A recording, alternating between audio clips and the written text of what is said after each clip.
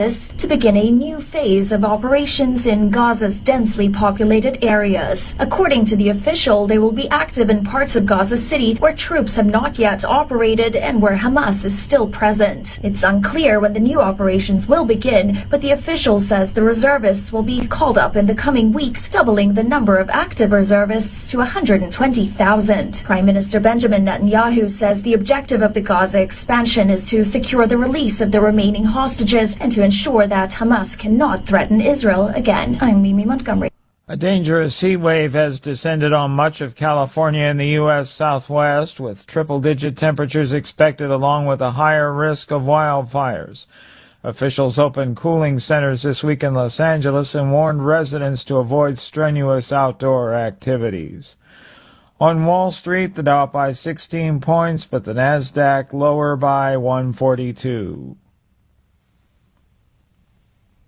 This is Dennis Prager for AmFed Coin and Bullion. There's something about the feel of a gold coin in your hand and the way the light reflects off its intricate details that has always captivated me. Nick Grovich, AmFed's owner, turned that same passion into his livelihood. Nick began collecting coins as a teen, and that interest grew into a nationally respected business offering only the finest quality coins at the most competitive prices. But the truth is that although Nick is a rare coin dealer, he doesn't believe in rare coins. Rare coins do not make sound investments, but they do make dealers a lot of money. See, that's part of what I respect about him. AmFed specializes in buying non-performing numismatic coins and turning them into gold or silver investments that provide liquidity and perform competitively against the market. Whether you're buying or selling, call 800-221-7694. That's 800-221-7694. AmericanFederal.com. Here's the Wall Street Business Report. Wall Street ended lower on more declines in technology stocks, but the market pared its losses in the afternoon. The S&P 500 slipped 0.2% after trimming a loss that had reached 1.1% earlier in the day. The Dow edged up less than 0.1%, and the Nasdaq Composite fell 0.7%. The day's action again centered around stocks caught up in the mania around artificial intelligence technology. These stocks are facing criticism that their prices shot too high, too fast, and became too expensive. Several big U.S. retailers, including Target, turned in mixed financial results. The Dow gained 16 points to close at 44,938. The Nasdaq lost 142 to 21,172. The S&P dropped 15 to 63.95. For the Wall Street Business Report, I'm John Scott. News and analysis at townhall.com. On Point Weather is made possible by our friends at Palmetto Citizens Federal Credit Union on 107 The Point. Here's tonight's forecast. A few clouds rolling in this evening. We'll have a low temperature dipping to 72. Tomorrow it's a blend of sunshine and a few more clouds to go with a high of 92. A slight 20% chance for rain in the afternoon. Friday's our strong chance for rain. Afternoon storms possible, and it's a bit cooler. The high is 85, while this weekend high temperatures range in the low to mid 80s. I'm Cal Mosser here on Point Local Weather. WQXL Columbia, W264DF. Grills, outdoor kitchens, fireplaces. Summer sizzle starts with Bart. This is 107 The Point. This is The Point. Make thepointradio.com.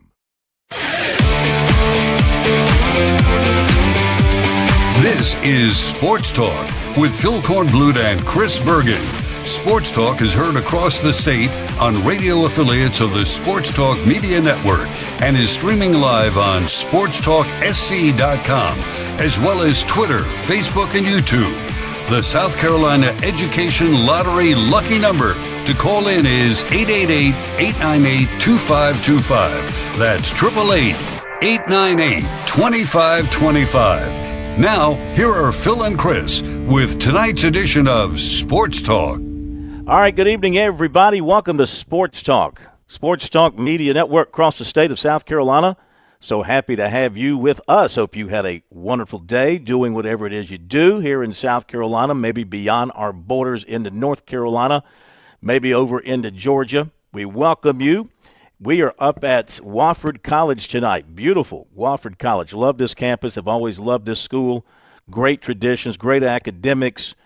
a history of some tremendous football programs over the years. They're trying to get back to that here under Coach Sean Watson. We'll be visiting with him at 7:05. We'll have a couple of the players coming in as well at about 7:20. Got offensive lineman Quincy Hughes out of Cincinnati, Ohio. Believe it or not, a rarity. He's a fifth-year senior, and he's been here all 5 years. You're not going to see much of that moving forward. Also, Maximus Pulley, one of the best names in college football. We don't call him Maxie. We don't call him Max. We call him Maximus. Maximus Pulley. He's been here a couple of years as a transfer from Western Kentucky. So they'll all be with us at 7:05, and we'll get the lowdown on the Terriers, who will be opening their season in a very good opener, a very tough opener at South Carolina State on August 30th. We got more South Carolina Clemson stuff for you. We heard from coordinators at South Carolina today, Mike Shula, Clayton White. We'll hear from Shula tonight. We're not going to hear the story about the fake poop thing. Oh, come on. Well, I wanted to get into the X's and O's of the offense. I'll go ahead and tell you that he said that came from Eli Manning, sort of started that whole thing when he was in the NFL with him, and so he kind of took it with him, his other stops, and he's using it at South Carolina just as a little motivational ploy with the That's guys. The only in thing his us room. average fans can relate to, though. Is big piles of poop. Is poop. Yeah, we don't quite understand the X's and O's. I really of football, don't like. We certainly understand that. I'm a little uncomfortable during the dinner hour, broaching that subject. Maybe 90 minutes from now will be more appropriate, after dinner. Fair enough. Fair enough. So we'll hear from him. We'll hear from Clemson safety Tyler Venables, and SC Wild Night tonight. Major Billy Downer is, it's really. I'm going to ask him about this, like for hunters and fishermen, people like that, but especially hunters this time of year. It's like football fans, they get so excited August, September, the start of the season. Well, for people in the outdoors, it's hunting season. You got deer hunting season. You got dove hunting season. You got all these hunting seasons opening up, and that's an exciting time for people in his business. He's going to be focusing on dove hunting season tonight, and he'll have a special guest as well. That's SC Wild from DNR tonight at 7:30. And our phone number, 888-898-2525. If you want to join us, 888-898-2525. You can also send us a text message. Send us a text message anytime that you want to have a question or a comment or something that you want us to respond to. And our text message line is 803-900-4847. That's brought to you by Larry Lucas Insurance. Call Larry at 803-799-1998 for all your insurance needs. He also is the sponsor of our poll question of the week, which is, do you expect the NCAA to ultimately approve eligibility for South Carolina running back Rasul Faison? 67, almost 68% of the votes say yes, they do expect the NCAA to ultimately approve that. 32.1% believe the NCAA will not approve another year of eligibility. Regardless, they've got to be ready to go in that running back room, whether it's Faison or Augustive or Howell or Adway, any of those guys in the running back room. They've been there long enough, Bergie, to be able to, step up and they might not be as good and as complete as Faison, but they should be able to give the Gamecocks something out of that running back room. I think Oscar Adaway's a guy who's, he's rushed for about, in his career, between North Texas and South Carolina, he's rushed for about 2,400 yards. So maybe he's a guy, if you give him the opportunity to carry the mail, he's going to deliver it for you. Well, if you look at what they did last season and take Rocket Sanders out of the mix, he's the leading returning running back. He's still behind Lenore Sellers from what happened last year. And Phil, he's been able to prove himself at the SEC level, given sort of limited opportunities. We're all expecting, I think, and certainly the Gamecock coaching staff is, that Rasul Faison will come in and they'll not miss a beat from losing Rocket Sanders because of what they believe Rasul Faison gives them. Mm-hmm. But clearly, I think, like you said, Oscar Adaway, I think, can be a very viable back for them if given the opportunity. Well, we shall see. And it's coming up quickly. We'll see who trots out with the Gamecock offense for that first possession when they take on Virginia Tech a week from Sunday in Atlanta. Meantime, busy day around Darlington and around NASCAR. First of all, they officially announced the schedule for next year, and good news for Darlington once again. They will have their spring and their Labor Day dates once again. They'll have a full weekend in the spring of 3 races, and they'll have 2 races again in the so-called fall. It's still summer, fall, for the Cookout Southern 500 weekend. So that's great news for Darlington. Terrific job by the folks there to ensure that Darlington remains a fixture twice a year on the NASCAR Cup Series circuit. And then you were there today. You guys had a little bit of fun at Coastal Carolina with one of the biggest names in NASCAR going right now. Absolutely did. I'll get to that in just a second. One thing I did want to point out about the schedule release for 2026, as we heard, San Diego's on the list now. They'll run that road course at the Naval Base in Coronado. But the more interesting thing to me, Phil, is the All-Star race is going to be at Dover. Now, keep in mind, Dover does not have lights. And so that's going to be an afternoon all-star race on a Sunday, which seems a little odd. But nonetheless, NASCAR is still continuing to try and shake things up in New Mexico City as we anticipated for the Cup guys. And obviously tremendous news for us here in the state with Darlington maintaining its 2 races. And that one in March might be interesting in terms of the weather. I doubt we're going to have to worry about 90 degrees and 100% humidity in March. No, just it'd be very just nice. Rain. And they do have – I checked my – paid-for weather app. You challenged me last night. You challenged me to check, and right now, as of last night, it was calling for 73% chance of rain a week from Sunday at Darlington in the area, and winds at about 8 miles an hour. Winds are a little bit less this time than it was the last time we took a look at it. So, but it's still calling for a pretty fair amount of rain on that Sunday. I hope it doesn't happen, but that's what it's calling for. Well, and in fairness, because I made fun of your paid-for weather app because I think it's ridiculous, but I'm starting to come around to your side of the coin because on August 5th, I wrote down what you said the weather forecast was going to be. Back on August 5th for Labor Day weekend, 88 degrees the high, 13.5 mile per hour wind, so a little bit higher than what they're forecasting now, but you did say at that time, plenty of rain. I think a 75% chance of rain qualifies for that, so I may have to eat my words on your paid-for weather app. I hope I'm wrong. I hope they have a nice, beautiful evening, and I hope the weather at Death Valley the night before for the football game and games across the state that day before. I hope it's all good. South Carolina, of course, doesn't have to worry about that because they're playing indoors on that Sunday. But tell us about your day with the big talk of NASCAR. Yeah, Shane Van Gisbergen making an appearance at both at Coastal and then down at the beach at Broadway Grand Prix. Started off at the Coastal Indoor Football Facility and met with members of the media. You can actually hear his comments. I apologize that the questions aren't included up on our website, but the way the press conference was set up, it was just there was too much space, and certainly inside you get the echo. So made sure that we had quality audio from SVG, and you'll be able to hear, and you can kind of figure out what the questions were based on his answers. But it was funny. First thing he said, Phil, was, I'm not real familiar with football. And I got to thinking, boy, that's a first. Can't remember the last time I heard a male athlete, sit down for a press conference and say, you know what, I'm not real familiar with football. So there are people like that around the planet. They just don't live here in South Carolina, I don't think. He's got that other football and also rugby, right? Wasn't he a rugby guy? Yeah, he's a big rugby guy. As a matter of fact, that's what he does in Victory Lane. He'll actually, I think, autograph a rugby ball and then kick it into the stands for the fans. So he did that today. You can see his kick. He got a little lesson or two from the CCU special teams and actually kicked it off the ground out of a hold, as you normally would do for a place kicker, and split the uprights. So he's pretty talented athlete. And then, probably more in his wheelhouse, he challenged all the Coastal head coaches, Justin Gray, men's basketball coach, Kevin Pedersen, the women's basketball coach. Kevin Snall was there as well, head baseball coach coming off the College World Series runner-up finish. They all tried to challenge SVG. And Shane Van Gisbergen over at the road course at Broadway Grand Prix did not win. He got tangled up with a couple of the coaches. Really? I'll not mention how and who was involved, but he did get tangled up with them, and so somebody else actually won their heat.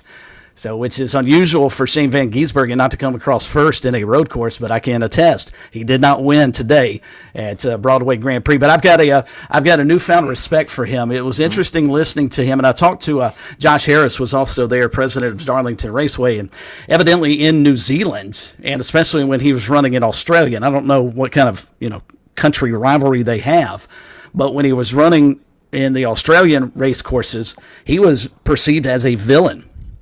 So you listen to him talk, and you can tell a lot of his answers are somewhat measured because I'm guessing he got attacked a good bit by the media overseas back home. And so now that he's here in the United States, he's still trying to feel his way through handling press conferences and the like. But an enjoyable guy, and he's got a good personality. And I can see why Trackhouse Racing has signed him and wants him to succeed, because I think if he figures out the oval, and he constantly reminded everybody, look, this is my first year really doing this, so I'm trying to learn as I go. But if he figures out the oval, he may be a hot commodity in NASCAR, and Trackhouse may have a hard time keeping him away from some of the bigger teams in NASCAR. Well, yeah, and I mean, he made a pretty decent showing last week at Richmond. He showed some improvement there. I'm looking at a couple of pieces of video. The video of him kicking a rugby ball, the indoor facility at Coastal, and he puts it through the upright. So, I mean, he looks good. He took a couple of steps, and he brought the foot forward, and, I mean, he powered that ball on through. And by the way, the indoor facility there at Coastal looks very nice. How are they coming with getting the surface down on the inside the stadium for the beginning of their first home game in a couple of weeks? I was over there yesterday up in the press box doing some other work, and they were putting the sand, which is going to be part of the base for the turf, the new teal turf, or the surf turf, as Coastal calls it. According to some of the Coastal people that were at the event today, they are supposed to take back over control of the facility away from the workers on Friday. So it should be good to go by this weekend, assuming that, Hurricane Aaron, or is it Aaron? Whatever hurricane's out there right now doesn't make an immediate left turn and head our direction, which fortunately does not appear it's going to. No, I think that thing is moving on up the coast to New York. Smart move here I wonder how much influence Darlington had on this, or just NASCAR in general. But not only did you have SVG down your way, but you had JHN at South Carolina, not as famous, John Hunter Nemechek, the son of Front Row Joe, but he visited the South Carolina practices today and took some pictures and gave Shane Beamer, I guess, a racing helmet. There's a picture of Beamer with a racing helmet on standing next to him, and he's wearing a Gamecock helmet. So that's pretty cool. My point is, you had Joey Logano up at Clemson yesterday, and you had this in Columbia, and you had that at Coastal. So it's a great time, and I think a great idea to mix NASCAR and college football in our state. I think it's a natural fit. I would agree. And what you're trying to do is build a brand new, younger fan base. And where else is there a better spot than to drop by the colleges here in the state and do so? And it was interesting. Josh was saying today when we chatted with him that the Myrtle Beach Grand Strand area is a big ticket area, obviously, for them. I mean, we were talking, an hour and a half from Darlington. So getting down there and allowing somebody that's probably one of the hottest names, if not the hottest name in the sport right now, to get an opportunity to come down there and grease some palms and meet with the media, I think was a genius idea. And to have it on the same day that John Hunter Nemechek is over in Columbia and a day after Joey Logano was up at Clemson. I mean, I don't think the timing could be any better. Yeah. While we're talking about the coast, I do want to remind everybody that we're just so excited to be back on the airwaves along the Grand Strand, our new affiliate in Myrtle Beach, WMIR 93.9 FM. I know we were in Myrtle Beach for so many years, then a change came a couple of years ago, and they, for whatever reason, they went very one-sided with their so-called local radio coverage there. You only get one side of the story. Well, we bring you all sides of the story, and we're just glad to be back up and down the coast. You've got our station out of Charleston, the Big Kahuna station, 98.9. That'll take you from Beaufort going south through Charleston, going north up to Pawleys, and then from Pawleys over into North Carolina along the coast, you've got 93.9. That's Carolina Country, as in music, not the Gamecocks. Carolina Country, WMIR 93.9 FM. So just delighted to be back on with that station, and our coverage from Charleston gives us complete coverage up and down the Grand Strand. So anytime you're at the beach and you want to find us over the airwaves, that is how you can do it. And, of course, if you can not find us for whatever reason, you leave the state or you got something else on the air that you can't find us, you want to find us, we are streaming on YouTube, we stream on Facebook, we stream on our website, SportsTalkSC.com. There's the Chief Sports app where you can find our show and other shows as well. So there's always ways to find us if you can't hear us over the air. We prefer that you get us from our affiliates because that's what makes us go here as a Sports Talk Media Network. And we love our affiliates, and we hope that we're helping them. They certainly help us, and we appreciate each and every one of them for giving us the time, 2 hours a night. And the great thing is most of our affiliates have been with us for years and years. So they must like us. We must be doing something good for them, and they do things good for us as well. And a reminder, high school football scoreboard over many of these stations will commence this Friday night. Looking forward to that. 10:05 to midnight. Scores, reports, and interviews. And we'll be right back. When I grew up, I want to be a nurse. I want to be an engineer. I want to be a teacher. There's never been a better time to start making their dreams come true. Future Scholar, South Carolina's 529 college savings plan, makes it easy to save for their future education. Contributions are tax deductible, earnings are tax free, and you can start saving right now with any amount. Go to futurescholar.com today to discover the smart, easy way to save for college. That's futurescholar.com. 75 years. One reputation, too tough to tame. The Lady in Black doesn't care who you are, rookie or vet, playoffs favorite or long shot. 75 years of scraped walls, battle scars, and history made the hard way. This Labor Day weekend, be there to write the next chapter of the Cookout Southern 500. NASCAR Playoffs Weekend at Darlington Raceway, August 30th and 31st. Get your tickets now at darlingtonraceway.com. Hi, this is Major Billy Downer, and coming up tonight at 7:30, it's another edition of SC Wild from the Department of Natural Resources on the Sports Talk Media Network. Hi, this is Billy Downer from the South Carolina Department of Natural Resources. Are you looking for a safe place to shoot your rifle or handgun? Did you know that the South Carolina Department of Natural Resources operates 4 manned ranges across the state in Pickens County, Spartanburg County, Richland County, and Charleston County? For more information on our public ranges, visit dnr.sc.gov/shooting. Looking to make life simple and save money? Transfer your credit card balance to a Founders credit card and take advantage of our balance transfer rates as low as 2.99% APR. Plus, you'll pay no balance transfer fees. Now through September 30th. Save more and stress less with this limited time offer. Promotional rate expires 6 months from the date of the transaction. Then effective APR of 13.25% to 17.90% will apply. For more details, visit foundersfcu.com/cc. Membership qualification required. The lottery is not about getting rich. It's about helping people, and it always has been. The lottery is what helped raise the Great Wall of China, build the roads of Rome, and today in South Carolina, it's what generates millions of dollars each year for scholarships like the SC Hope, Life, and Palmetto Fellows. The South Carolina Education Lottery is investing in you. Visit sceducationlottery.com/betteryou to learn more. G3 here with Tsunami Bar Sports, and it's time for a fall preview. That's right, 720 Chris Drive, 378 and I-26, Frontage Road, where you can now preview the best technology for golf known to man. It's the Tsunami Bar. It's live weight. It's the only technology out where you get your tempo and flow going before you play. Now, it also serves as a pattern support tool. 720 Chris Drive, Frontage Road, 378 and I-26. You also can visit the Garage Gym Pro Shop. Pick up your tools, take them home, and while you're here, tour the Scramble Course 6-hole pitch and putt right now.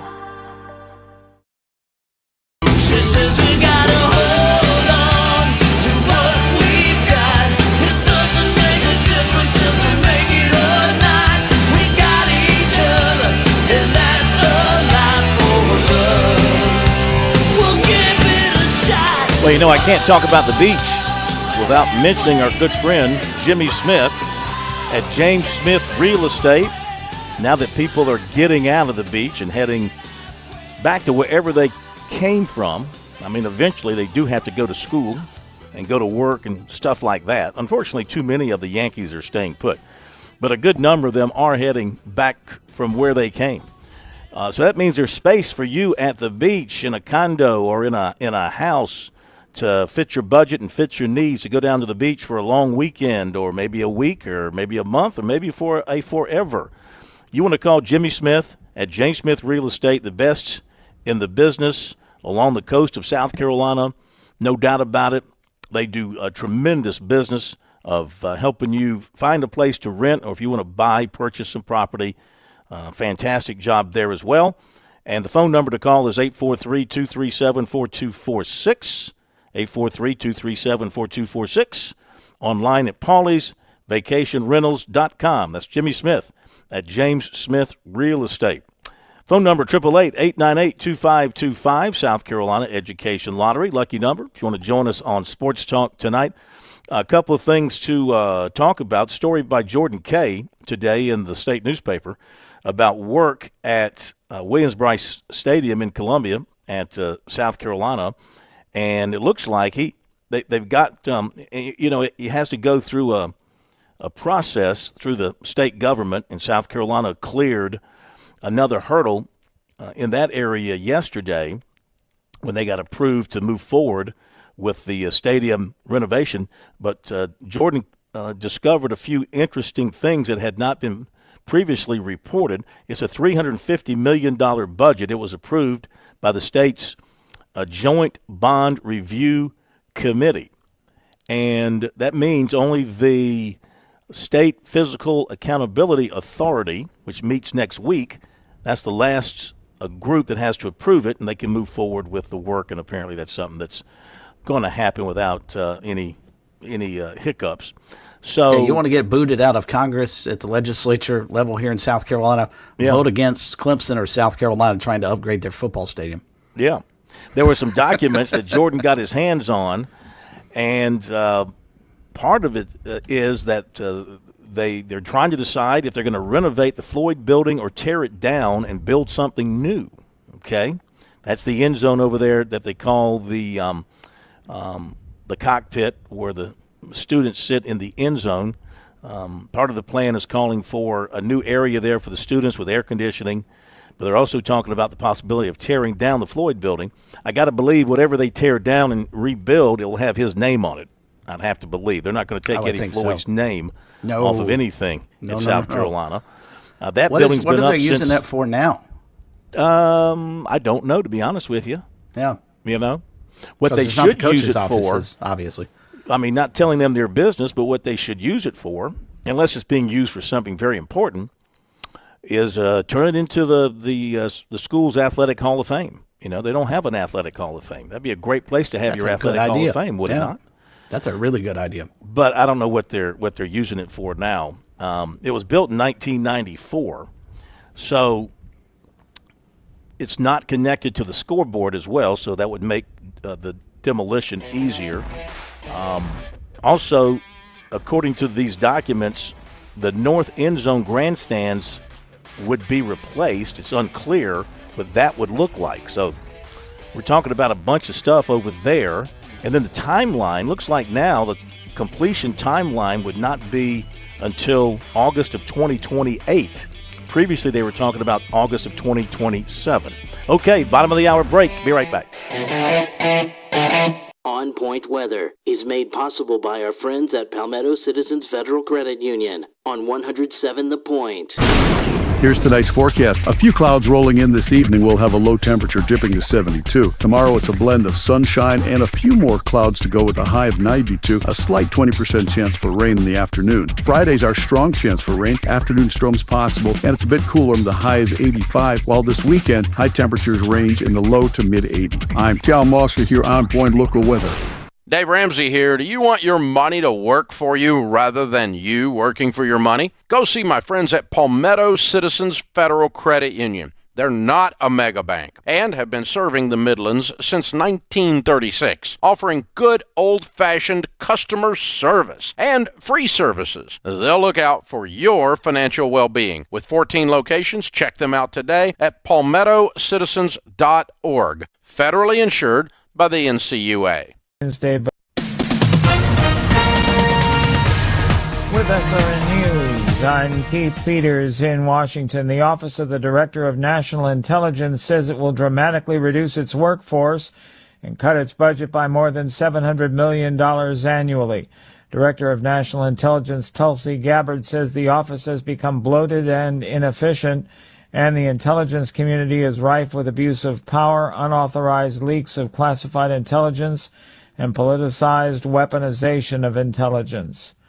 Hurricane Erin is creating dangerous beach conditions along the U.S. East Coast. High winds and waves are expected in North Carolina by tonight. Erin was a Category 2 hurricane on Wednesday, but its winds picked up. On Wall Street, the Dow up by 16 points, but the Nasdaq dropped 142. More details at srnnews.com. Lots of plumbing companies out there. Few are truly local. Time to discover the difference with Franklin Plumbing and Drain Cleaning. See, when I faced plumbing woes at the Cohen home, Josh and his dedicated team, well, they were my go-to solution.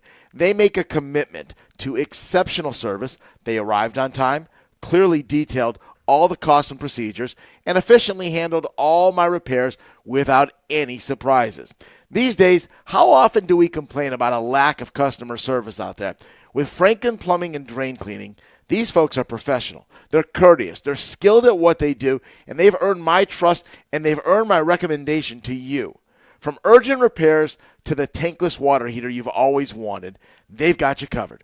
Visit franklinplumbing.sc.com or call 799-2222. That's 799-2222. Hey, you tell them Kev sent you from The Point. I'm pretty sure you'll want to thank me later. What's better than getting the best Wagyu and Hereford beef anywhere in these parts and getting it delivered to your door? How about knowing you're still supporting local farmers in Saluda over at H&J Cattle, where tradition meets quality? Visit HandJCattle.com. Place your order for $50 or more, get free delivery in Richland or Lexington County. Plus, Point listeners get 10% off your order. Enter keyword The Point as one word for your discount. HandJCattle.com. Back to school shopping can be a hectic time of the year. Sally needs new shoes. Jimmy needs a laptop. Sarah has chemistry lab fees to cover, and you haven't even filled the fridge with groceries yet. Relax. Founders Federal Credit Union is here to help. Jumpstart your back to school shopping season with huge savings. Now through August 31st, get 6.99% APR on select back to school purchases when you use your Founders credit card. Whether it's books, backpacks, the latest tech gadgets, or the latest school fashion, you can save on all of it. Send your students back to school with confidence and make this school year the best one yet without breaking your budget. Stop by an office near you or visit foundersfcu.com/cc for more information, including a complete list of eligible purchases and retailers. Relax, make your life easier and more affordable with Founders Federal Credit Union. Membership qualification required. Promotional rate ends March 1st, 2026. Effective APR of 13.25% to 17.9% will apply. Terms and conditions apply. See website for details.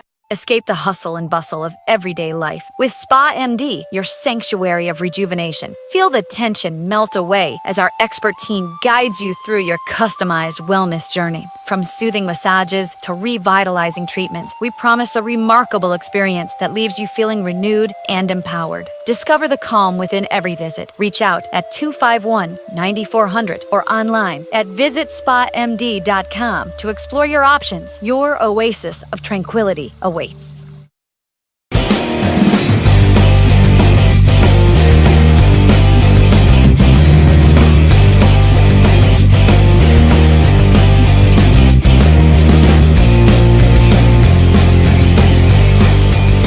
Okay, we're back at Sports Talk. Sports Talk Media Network. Phil Kornbluth, Chris Bergen, and the plumber, Josh Cohen. Survived day 2 of college. Did the plumber. Yes, he did. By a hair. Went to class and everything. But what did he do after class, Bergie? What did I tell you? What did I tell you? What did he do after class? Huh? What'd you do, Plumber? What'd you do after class? Did you hang around campus? Did you go have lunch? Did you try to pick up a chick or anything? No. What'd you do? Well, let me be honest with you. I did pick up a chick, and then I went home. So I want to make sure we get that straight. I did go home. Your mother doesn't count as a chick. Claire. No, I know. It was not my mom. I went out to lunch with her after that. It was somebody else. No, Phil, I went home the day I moved in. And, I didn't sleep at home. I've slept at school every night, but this weekend, I have a lot of plans. I'm a busy guy. I'm going to be sleeping at home this weekend. So, Okay, see how long this lasts. Happy birthday to Bobby Richardson, turned 90 yesterday. Can you believe that? Wow. The Sumter native, Good former for Coach, Yankee yeah. star. Mhm. Yeah, and looks great. Still looks great on the speaking circuit. People love him to death, and what a ambassador. You talk about a sports ambassador for the state of South Carolina. He is definitely that. So he's hit that magic number of 90. So that's pretty awesome. Couple of quick emails. I'm sorry, couple of quick text messages. Our text message number, 803-900-4847. 803-900-4847. This is Bobby over in Georgetown, loves football, watching Canadian football right now to get ready for the upcoming season. Says it's been our fault. Been listening to us since '84. Gets excited every year.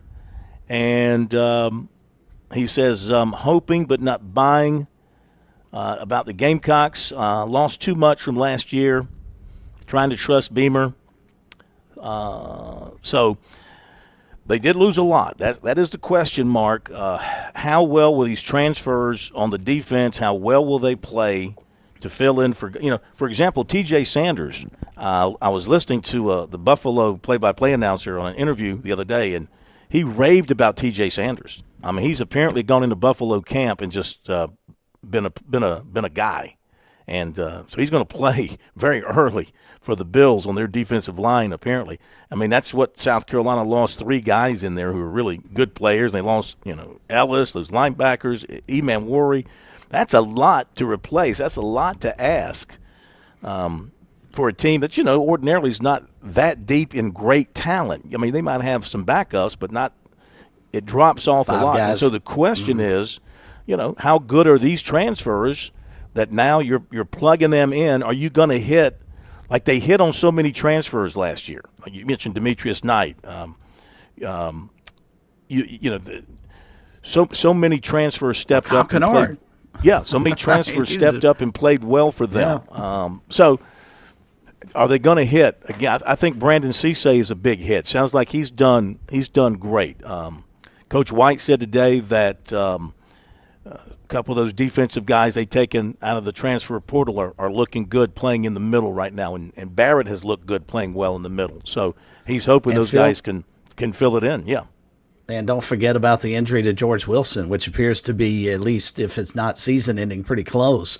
And this was a guy I think they were counting on up front, so they've gotten thin in an area they really couldn't afford to be thin, considering all the losses they've got along that defensive line. Yeah, of course they have another defensive end who is out right now as well, dealing with injury, and that is let's see, who is that? That is, I think it's, did he say it was Saki Pra, who was hurt a little bit. I know they got Stewart, looks good. Let's see, Stewart at one end, is good. Thomas at the other end is good. Jaylen Brown? Jaylen Brown, now. Jaylen Brown's the other one who's sort of banged up, who's not really in the mix right now. So you take Wilson and Brown out of the mix at defensive end right now, and those are 2 guys that you're probably going to get a good number of snaps out of this coming season. So we heard from the coordinators today. We're going to check out Mike Shula. It's always, when you look at Mike Shula, you can't help but see Don Shula. I mean, seriously, just you sit back and you're thinking this is the son of one of the all-time great football coaches in Don Shula. And so you're watching his son do his thing. So here's Mike Shula as he talked with the media today, taking questions. We got past the part about the explanation of his poo model that he makes players go and get when they make a mistake, whatever you want to call it. But we picked it up with some real questions about X's and O's on the offense. So here's Mike Shula. With Lenoris these last few weeks, is there any one particular thing you've seen from him that's been particularly impressive, whether it's on the field, ways reacted to a question in the meeting room, anything? I just think it's the constant steadiness, and we've had a lot of really good practices, and I said I mean that regarding competition with offense and defense, and Shane does a great job of promoting that. So with the competition being as high as it is on both sides, it gets emotional even in practice. You guys are out there for a little bit, but I mean it's very competitive, and you can kind of, which is great, and it becomes more game-like. But for him to kind of be kind of constant throughout that, through some good plays, through some negative plays, we're still young. You guys know we're young. We're still fitting pieces together, and everybody's kind of in the same boat. There's going to be a lot of other teams are going to have young guys playing or transfer portal guys playing, and you got to try to make them fit as fast as you can, and each play together kind of helps that. So while we're doing that and coming closer together as an offense, he's been very constant in that regard. What have you seen from the offensive line in terms of just run blocking standpoint? Yeah, I think it reminds me a little bit of last year. I hate to kind of compare because you just kind of can take off with it, but that part of the group that's kind of they were kind of new in the spring, and then trying to pick up as fast as we could in fall practice. The work together, I think they're communicating much better. They've got a higher comfort level of the calls being made. Every position on the field, you've got to think really quick. And yes, when we draw it up on the board, it's easy to kind of go over it and say, yes, I got it. But all of a sudden, the defensive line moves right in front of you, and you got to make a call. And it starts with our center. Every offensive line starts with a communication from the center, and that communication's got to be passed on quickly. So they're doing a better job with that. We're all striving for more consistency. Hey, Mike, less than 2 weeks to go until the season starts. Do you have an idea of whether you're going to be on the field calling plays or in the box? Yeah, probably going to be on the field, I think. I've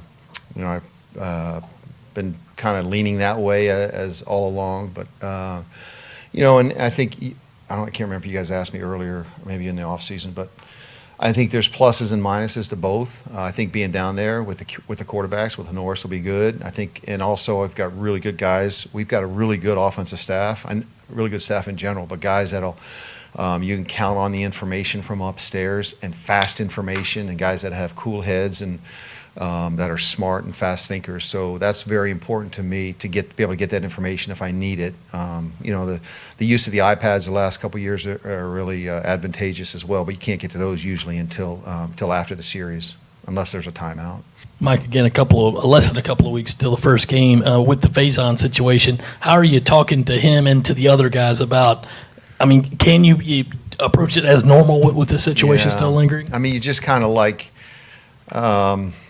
Just have each guy have him worry about what he's supposed to do, and kind of try to block out everything else and just dial in and expect for him to be here, and he should do the same thing. And then if not, then we have to adjust. But in the meantime, like I think I said this last time, it's kind of like, hey, if he's not available for whatever reason, then the next guy's got to be ready. And all those guys it's very competitive, not just offense and defense, but guys that are good teammates. They're competing for playing time on each side of the ball, and no different in the backfield. With the receiver group, there's obviously the group of freshmen and the experienced guys. How have you seen those two, I guess, dynamics of differences versus so guys? It's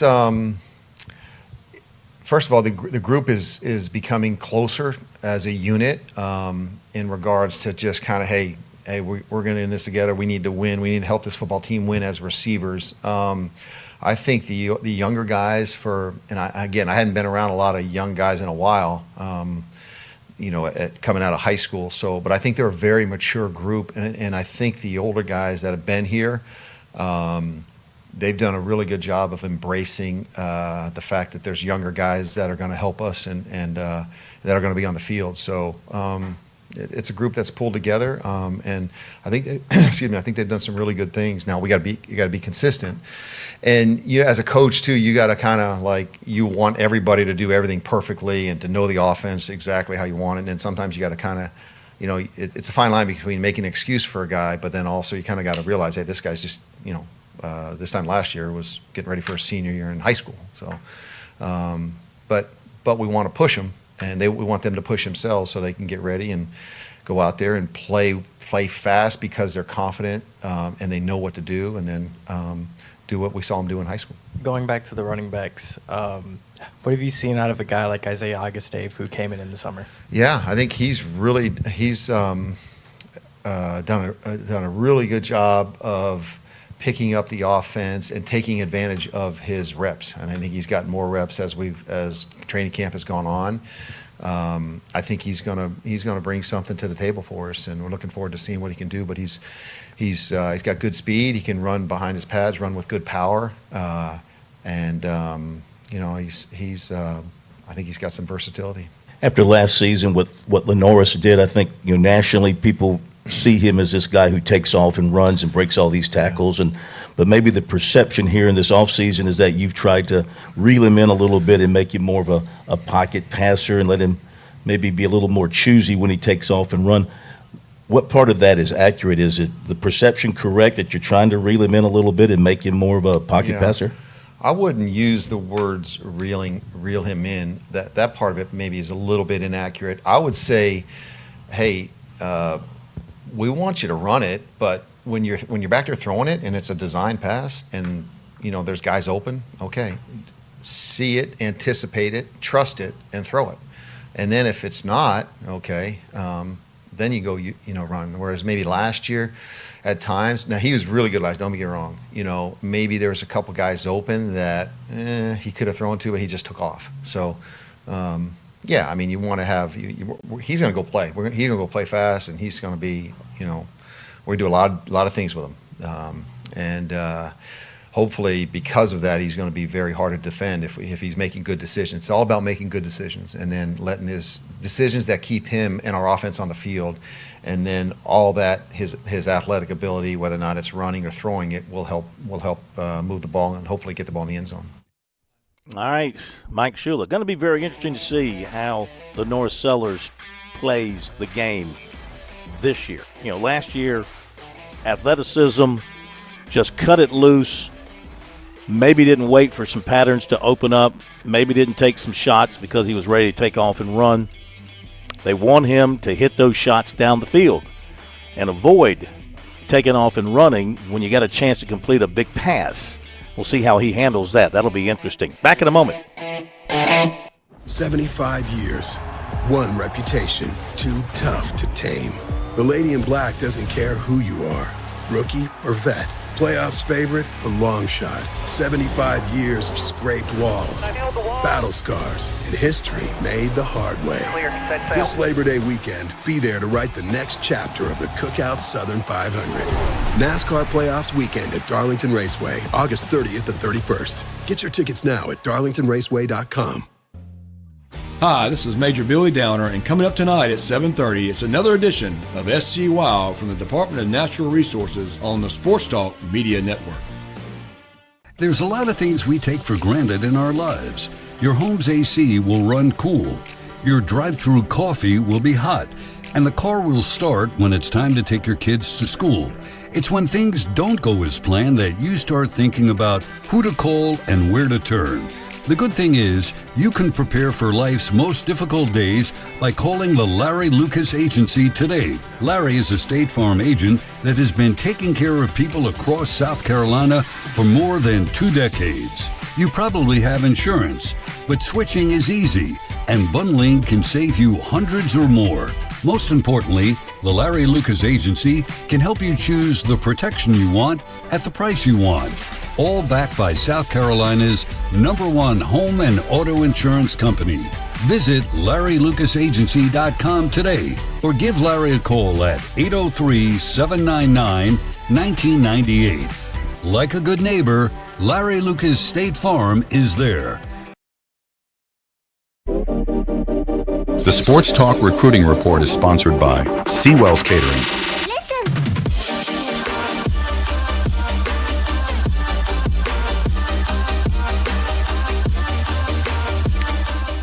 Okay, time to give you some recruiting then. We'll hear from Tyler Venables of Clemson. Recruiting, of course, brought to you by Seawells. Make sure you get to Seawells tomorrow and Friday for the daily luncheon buffet, 11 till 2, for only $15. It is a tremendous buffet. You will be very, very happy, very, very happy if you take me up on my advice and go to Seawells. What do we have tomorrow, Plummer? Seawells daily luncheon buffet looks like what? What is the starting lineup? Well, there is chicken tenders, so that's always good. There's sliced beef brisket, so you can eat that if you don't have any teeth. Fried flounders, sausages, peppers, and onions. You said you weren't going to tell us about the girl you were you went out with today. No teeth. Okay. That's an inside joke from Off Air just a few moments ago. And Friday, we're looking at an RBF. We are looking at a large RBF with honey barbecue and lemon pepper chicken wings and shrimp Alfredo, as well as the Southern fried chicken every day. Awesome. Awesome. And for the best in the catering business, that would be Seawells. For nearly 80 years, they have met the high demand for the best in catering at 803-771-7385, online at SeawellsCateringSC.com. So, a couple of basketball notes. 6'10" Charles Purr of South Sudan, but now at Burlington School in North Carolina. South Carolina is on him. This is 2027, and South Carolina has been recruiting him since June. Here's a lot from Lamont Paris and the staff. He really likes South Carolina. He was there for a team camp, and so they're on him. They're on him very hard right now, and he also has offers from Maryland, Tennessee, Cincinnati, Charlotte, Western Carolina, Penn State, and Mississippi State. Plus, Clemson showing some interest, Georgetown, and Houston. No officials set either. No officials and no unofficial visits are set, but you can imagine he'll get around to see some schools in the fall. 6'10" Will Stevens of Lake Norman, North Carolina, told Rivals he now has an official date with South Carolina, October 3rd. He's got Clemson set the 29th of August and Vandy on September 26th. He also plans OVs to Davidson and St. Mary's. And that is the recruiting report tonight here on Sports Talk. Check it out on our website, SportsTalkSC.com. On X, our X is, of course, SC Sports Now. Use to search out our recruiting information, just type in ST Recruiting. I stopped using the hashtag because I think people have stopped using the hashtags for the most part. So just ST Recruiting to do a search. Okay, Bergie, you had a chance to monitor and take a listen to the questions and answers with Clemson safety Tyler Venables from the other day. Yeah, it'll take you about 5 seconds of listening to him, and he actually lobbies for a job during the soundbite we have with him, but he wants to be a coach, and he sounds like a coach, and it makes sense. His dad's a successful coach as well, but Tyler Venables met with the media yesterday, and the first question he was asked is, you being one of the elder statesmen in the room, exactly how often are you asked to sort of mentor some of the younger players? I guess when I'm needed. I think our coaches do a really good job of stepping back in the summer and allowing the weight.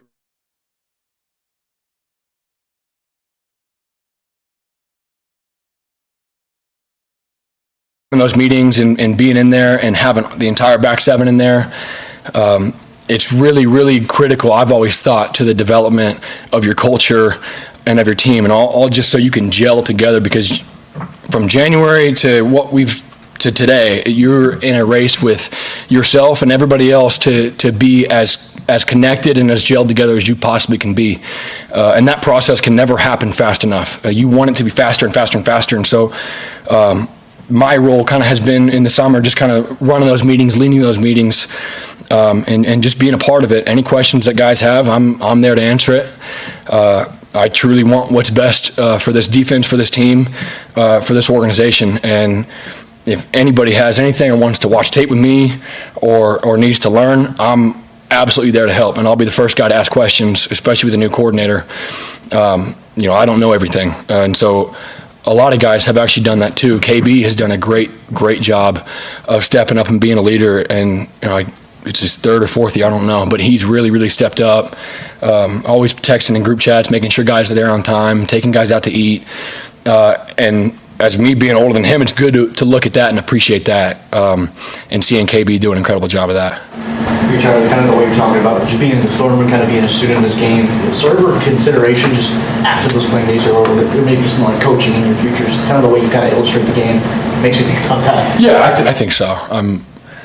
Nothing's certain. I'm waiting for my multi-billion-dollar business idea, but I don't think that's going to happen. So I'll go be an intern, a GA, whatever I need to be to get my foot in the door somewhere. So anybody's watching this, I need a job. So I'm excited. It'll be fun. When somebody asks you what's different about this defense this year, it's a lot of the same guys. What makes this year's different? What's going to be different? I think schematically it's a little different. If you were to watch the tape and kind of see the differences between this year and last year, I think you'll notice some that are different, and just by the ways people call it, people believe in different stuff, and whether that's starting guys this way or that way, or running something in the back end to make the ball do this or that. Everything's going to be a little bit different. It's all the same at the end of the day. But yeah, guys have matured, guys have gotten older, and every year that you play this game, it is going to scar you up, it's going to bruise you up, and you're not going to forget when you touch the stove. And absolutely, like at any time, if you're missing a fit, if you're missing a gap on the highest stage, you're absolutely going to punish yourself for that and get punished by the game. And so the longer you play it, the more reps you get at it, the better off that you're going to be. And so I think we've got an older, more experienced defense who was pretty scarred up last year, to be honest with you, in a multitude of games. And there's an edge, there's a hunger, there's a toughness to redeem themselves, and so it's going to be exciting to watch. Talk about the scars that this defense has endured. How does that kind of fuel an offseason where some people like Sweeney have said that the energy has been different, that it's more player-led? Is that kind of is the correlation certainly there? I think it's more of an awareness of, especially where we got last year, just getting to the playoff and getting to that stage, and then losing that opportunity was disappointing for a lot of guys, to be honest with you. And they just don't want that feeling again. And they don't want the feeling of losing at home. And so doing everything they can in the offseason to perfect their craft, and especially the defensive line has done an incredible job of leading this defense from January to now, bringing guys into the weight room. They were 45 minutes early to every single lift. It was at 6 a.m. They'd get there at 5:15, and they would just freaking work. And they would do all kinds of soft tissue prep and trying to just perfect their bodies and just eating right. TJ and Peter, I think, and a lot of those guys led that. DeMonte Capehart too. And then that trickled into everything else, whether it's the linebackers and the safeties and the corners and the nickels. And we've all done a really, really good job, I believe, of gelling together and straining to do more, because you look at it and you're chasing perfection, you're never going to get there. It's never enough. And just a lot of young guys can be overwhelmed in that process, and I'm never going to get there. I'm never going to be perfect. I'm never going to get the rep that I want. And a lot of guys, once you get older, you realize that's what keeps me going. That's what drives me to wake up every day to prove myself. And so we've got a lot of good guys who are committed to chasing perfection. Yeah, he definitely has coaching written all over him, Bergie. You're right. Sounds like a coach, kind of sounds like his dad.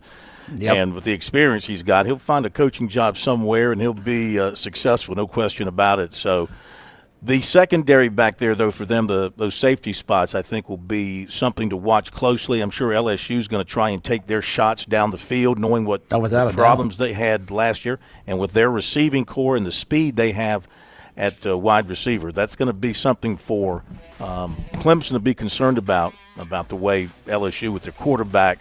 Plus, they have a very good running back. Those safeties, if they creep up, you're going to see LSU probably take some shots down the field. So we'll see what happens. But right now, after the break, we're going to turn our attention to the Wofford Terriers. Upward mobility with Wofford, no question. I think this could be the breakthrough year for them, because they were knocking on the door last season. Coach Sean Watson is coming up.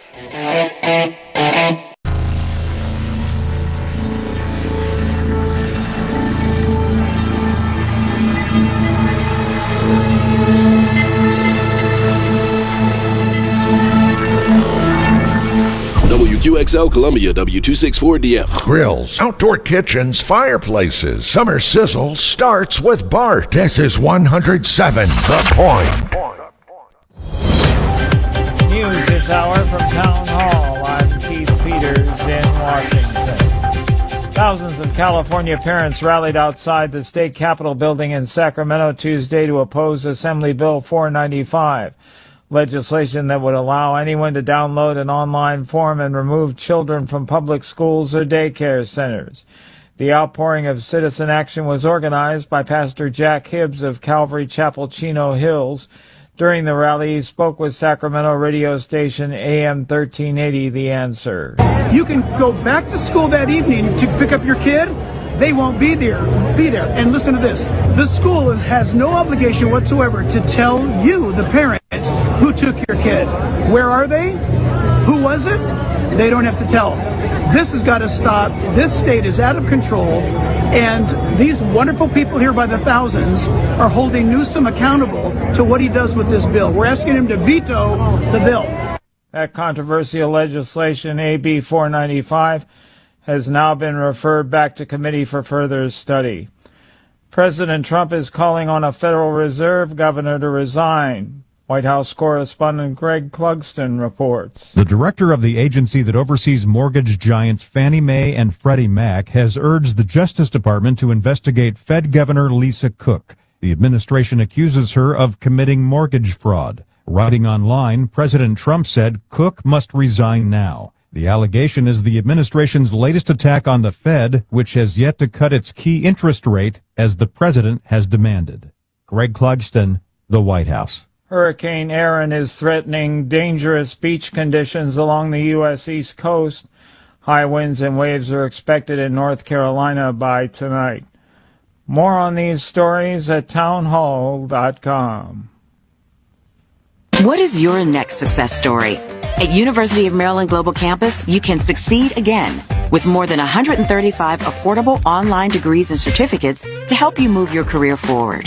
From cybersecurity and AI to healthcare and MBA, our programs help you build critical thinking, leadership, and communication skills that set you apart in today's job market. Apply now and save with no application fee through September 3rd. Visit umgc.edu to get started. Certified to operate in Virginia by Chev. Everybody is keeping an eye on the Fed and how an interest rate cut might affect gold prices. Gold has been hovering at around $3,400 an ounce for the last 2 months and is poised for dramatic growth with the next interest rate cut. If you have a qualified IRA or 401k, you could receive up to $10,000 in free gold and silver when you open your retirement account with Advantage Gold. Call 800-900-8000 now or visit AdvantageGold.com and get your free gold IRA guide. Consult with your financial and tax professionals before making investment decisions. Call 800-900-8000.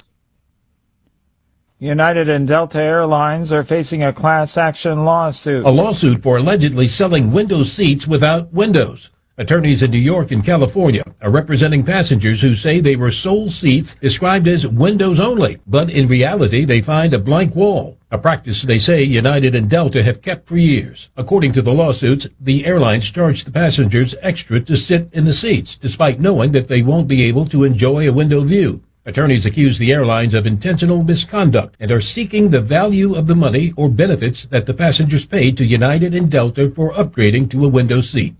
Bill Alexander, Washington. The Office of the Director of National Intelligence says it will dramatically reduce its workforce and cut its budget by more than $700 million annually. News and analysis at townhall.com. From Washington, I'm Keith Peters. On Point Weather is made possible by our friends at Palmetto Citizens Federal Credit Union on 107 The Point. Here's tonight's forecast. A few clouds rolling in this evening. We'll have a low temperature dipping to 72. Tomorrow it's a blend of sunshine and a few more clouds to go with a high of 92. A slight 20% chance for rain in the afternoon. Friday's our strong chance for rain. Afternoon storms possible, and it's a bit cooler. The high is 85, while this weekend high temperatures range in the low to mid 80s. I'm Cal Marshall here on Point Local Weather. WQXL Columbia, W264DF. Grills, outdoor kitchens, fireplaces. Summer sizzle starts with Bart. This is 107 The Point. This is The Point. Make thepointradio.com. Welcome back to Sports Talk on the Sports Talk Media Network. You can reach the guys with the South Carolina Education Lottery lucky number, 888-898-2525. That's 888-898-2525. Now back to Phil and Chris with the second hour of Sports Talk on the Sports Talk Media Network.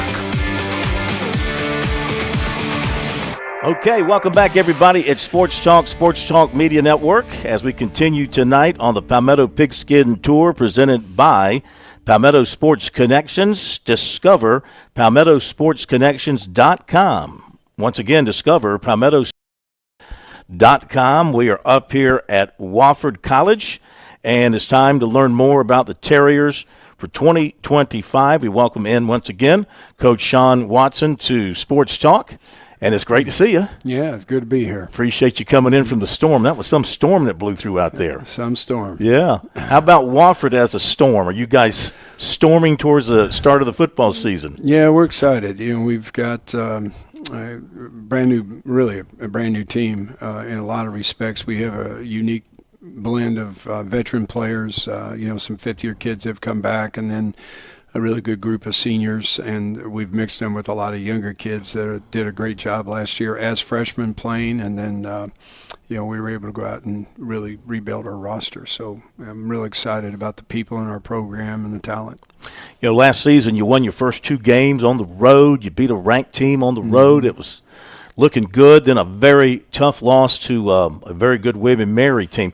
But, man, the season got off to an excellent start. What were you thinking, if you can go back 12 months, what were you kind of thinking after winning those first 2 games about what you were doing? Well, I thought we were in really good shape. We started off hot, and, we started taking some injuries. And, injuries always in this sport, you've got to be able to rebound from those. And, we actually had younger players that by the season's end, we benefited from their experience of having to get in there earlier, and we are today for it. So I guess there's a silver lining in every storm. We had to get through. But I was really, I'm really excited about this team that we've got right now. Today you named your starting quarterback. Mm-hmm. Yeah, Jaden Whitaker won the starting job. We made him compete all spring, and then, really all training camp, obviously, and, he came out. It's a really tight competition. Ethan Drum, JT Fayard, all have, really done a nice job of competing for the job. It's a different quarterback room in that, all 3 kids can really pass, and, they were really efficient in the passing game, throughout the entire competition. We went, you're obviously, I think in the spring, everybody's learning words and what the words mean and how things work. And training camp, they just all took off. So we feel really good about all 3 of them. And, we were able to bring Tanner Staten into our program, who's a Columbia kid. We recruited out of high school. Mm-hmm. And he came in this summer, and he's added to the depth in that room also. So Whitaker's a guy with some junior college experience. He's a guy that can, based on his stats, looks like he can throw it pretty well. He can run around pretty well. Does he give you – I know you've been trying to, since you took over the program, get the offense to the level where it's very productive through the air, but, of course, balanced with the running game. Does he kind of give you that threat at quarterback? He does, because he can run. He's he played for a very good friend of mine at one of the – probably the premier high school program in the state of Indiana at Brownsburg High School. And John Hart's a good buddy of mine. We've been lifetime friends. And he called me and told me, he said, told me about Jaden, that, he was just really missed in recruiting because of all the portal stuff, and went to a D2 school and really did a great job as a freshman. Got a lot of accolades and put up some good yards. And, he was going to try to rebound and get in the portal. So we took a look at him, got to know him, and he was a home run. As far as a person and the skill set that he brings to the table. Around him, what do you like around him? Well, we've got a really deep receiver room. That's probably the biggest thing that I feel really good about our receiver room. Feel good about our tight end room and our running back room. So we've got some really skilled pieces that we've been able to add to the mix, and we're better than we've ever been. I mean, we've got speed at receiver, we've got size at receiver. We've got guys at tight end who can play on the edge, and also our mobile guys that can play in space, and all of them are good pass route runners. And then our running back room is really good. And probably the biggest thing in our program offensively has been our offensive line. That's been a chore, it's been our main building block was building our offensive line. We're going to do it through high school recruiting and development of players. And Corey Woods has done a tremendous job. I think we've got a really solid room, and the guys are all doing a great job. And I'm really pleased with the progress that we're making, and we've added some new scheme to how we do our business, and it really plays to the skill that's around, that we just talked about, the wide receivers, tight ends, and running backs. Do you feel like as a play caller running the offense that you've got more weapons now? It gives you a better variety of plays that you can call. You can be a little more creative with what you want to do. Yeah, we just, it's, I think we, at the receiver spot, those guys and the running backs, the running backs, we've got, guys who can, run the ball several different ways, and then they're all really good pass receivers. The receiver room has, some real speed in it. Our H position, Z position, we've got a couple 10-400 meter kids, 10-500 meter kids in there, and they got football speed. They play fast. They're just not track kids. They're football players that run fast. And so I feel good about all the toys that we can play with, and we're trying to be a headache with how we present ourselves now. Think you'll be the best you've been offensively this year since you've been here? Yeah, I think we have a chance to, for sure. We need somebody. Jimmy Warwick, my first year here, did a tremendous job as a quarterback, and that's the thing. I feel we've got to we get our arms around that. We're going to be pretty salty. How about your defense? Defense, we've got those guys have been awesome. We're able to our defensive line. Brandon Mania came back. Seth Foster. We're anchored in there by two really talented guys who have played a lot of football for us.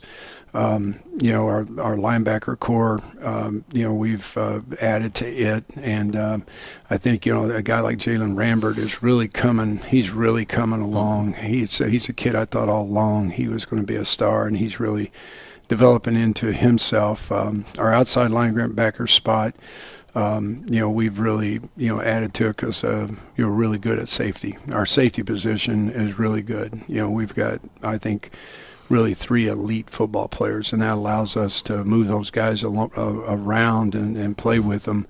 We can do a lot of things with Max, a lot of things with CJ, and Eli Campbell has had a tremendous, really spring and training camp. He allows us to do a lot of things with Max and CJ.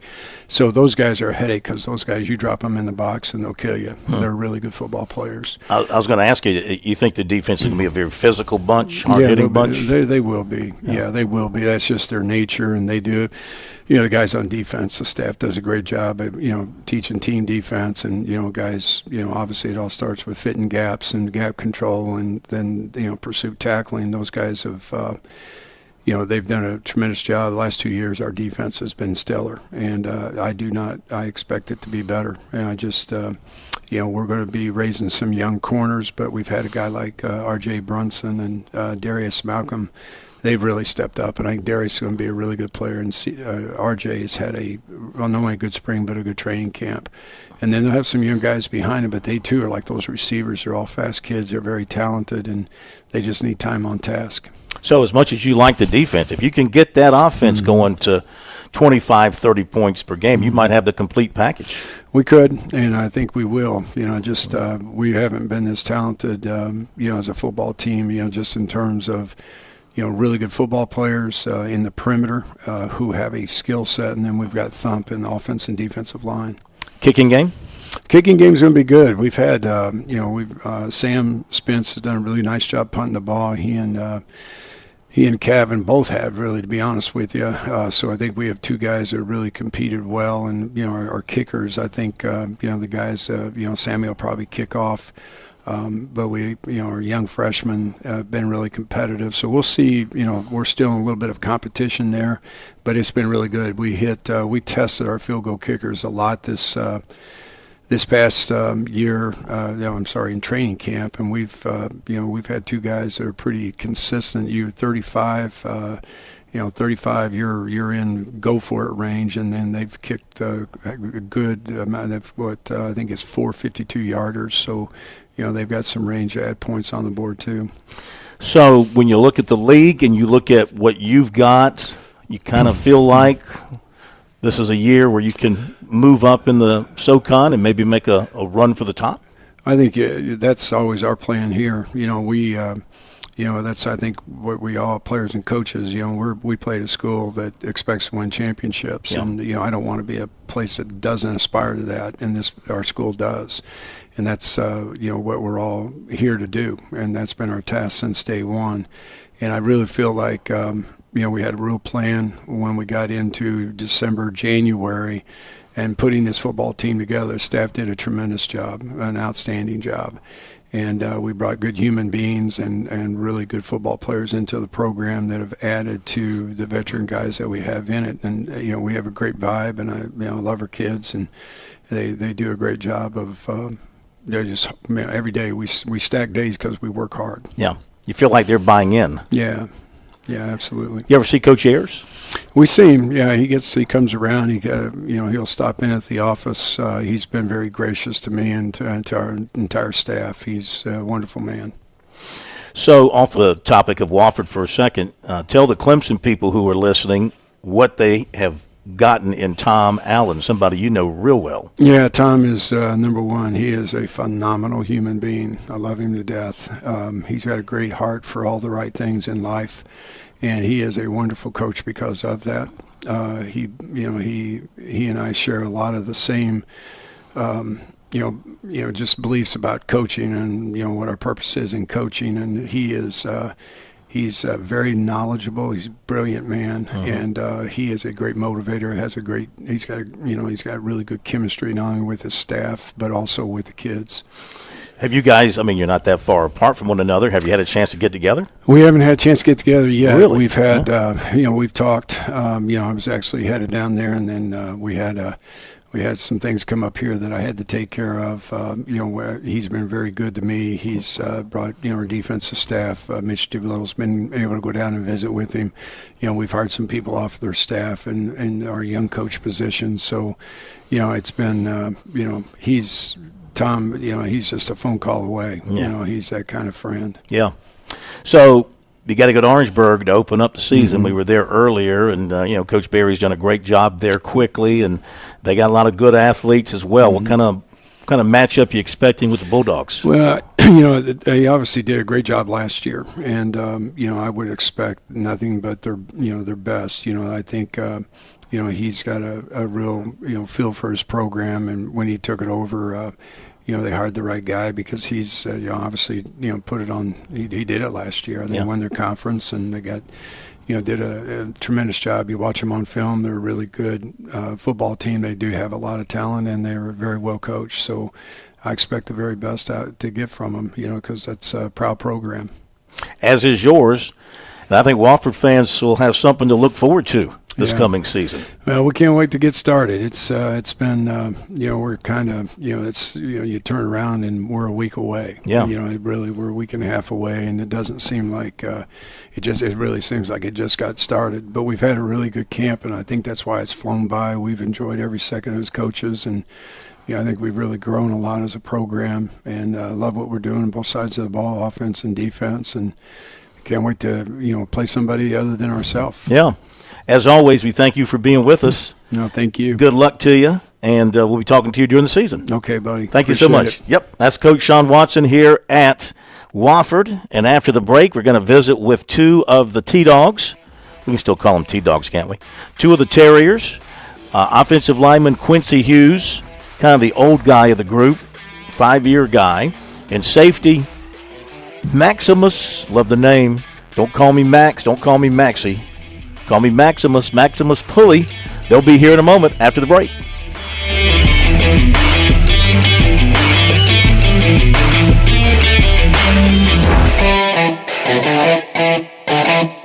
"75 years, one reputation, too tough to tame. The Lady in Black doesn't care who you are, Rookie or vet? Playoffs favorite or long shot? 75 years of scraped walls, battle scars, and history made the hard way. This Labor Day weekend, be there to write the next chapter of the Cookout Southern 500. NASCAR Playoffs weekend at Darlington Raceway, August 30th and 31st. Get your tickets now at darlingtonraceway.com. In Columbia, South Carolina, game days are our specialty. Whether you're watching the game from inside the stadium or from the big screen at your favorite local spot, the energy remains the same. Craft the perfect fall Saturday in a city where there is plenty of action on and off the field. From tubing and kayaking to Soda City to rooftop restaurants and plenty barbecue. We're ready when you are. Plan your weekend at experiencecolumbiasc.com.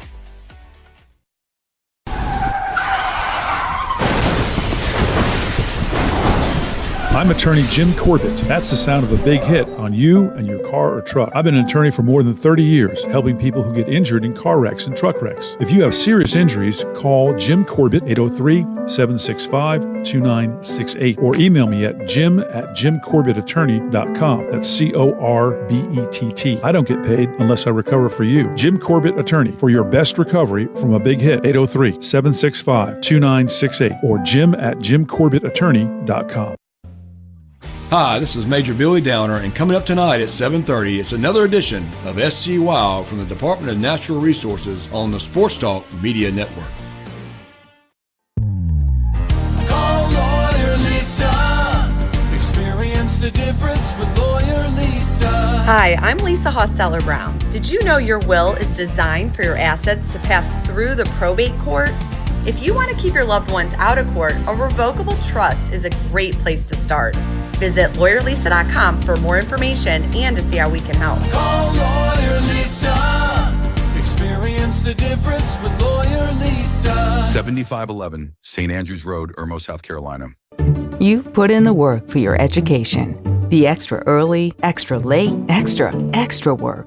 That's because you understand education opens doors to better pay, better opportunities, and a better you. Being educated about playing the lottery is no different. It helps you be a better player, one who knows when to play and when to take a rain check. The lottery's a game, so let's keep it fun. Learn more at sceducationlottery.com/betteryou. Straight Up Sports is simply all sports, all the time. Straight Up Sports is a collection of retired and award-winning sports writers and sports broadcasters from around South Carolina. Like Bob Gillespie from the State Newspaper, Scott Kiefer from the Greenville News, and Mark Sturgis from ESPN Upstate. Straight Up Sports is about the stories, just like the days gone by with no editors nor managers involved. Check us out on Facebook or Twitter or online at straightupsports.net.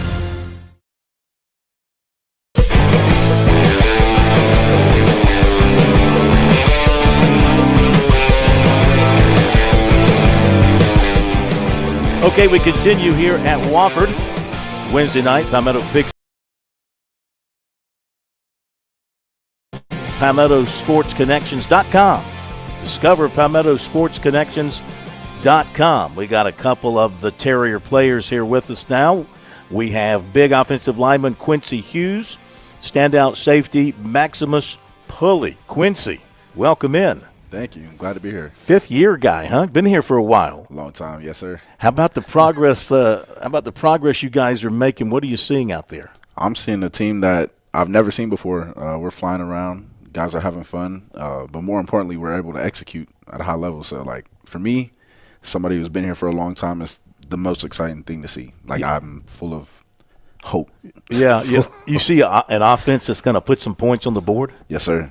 Because is it just attention to detail, maybe just a change in some players? What do you see? Is it an upgrade across the board? I think it's more people have started to understand in our room or in our offensive unit that we need to score to win games. Yeah. I think execution has stepped up. It looks how it's supposed to be drawn. Our offensive line has improved. Quarterback position still, we have athletes everywhere. Receiver, running back. I love our running back room. Tight ends that can block and catch. So I think it's just like the execution and the attention to detail has increased, I would say. Maximus, defense. Coach is pretty excited about the defensive group. How about you? Yes, sir. Very, very excited. What makes you excited? Just the like he said, the attention to detail that we're going about in this camp.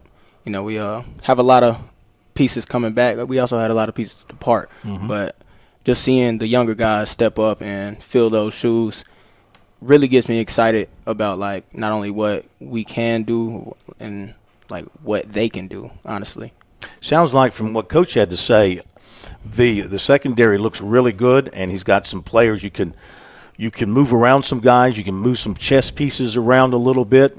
What about your fellow teammates back there in the secondary? I love them. We've always been a close group, and no more closer than we are now. Like, it is so exciting to see each other ball out together and, like, do so many different things. And, like, it's just always fun to celebrate with them and see them do great things too. You think as a secondary you're going to be, particularly good at stealing the football, creating turnovers, or coming up and stopping the run, or do you see a more kind of an overall balanced view of things from back there? I believe both. So, like, really stopping the run and then taking the ball away. I feel like a lot of times we didn't take the ball away as much as we should have, and I believe now we're going to do that a lot more.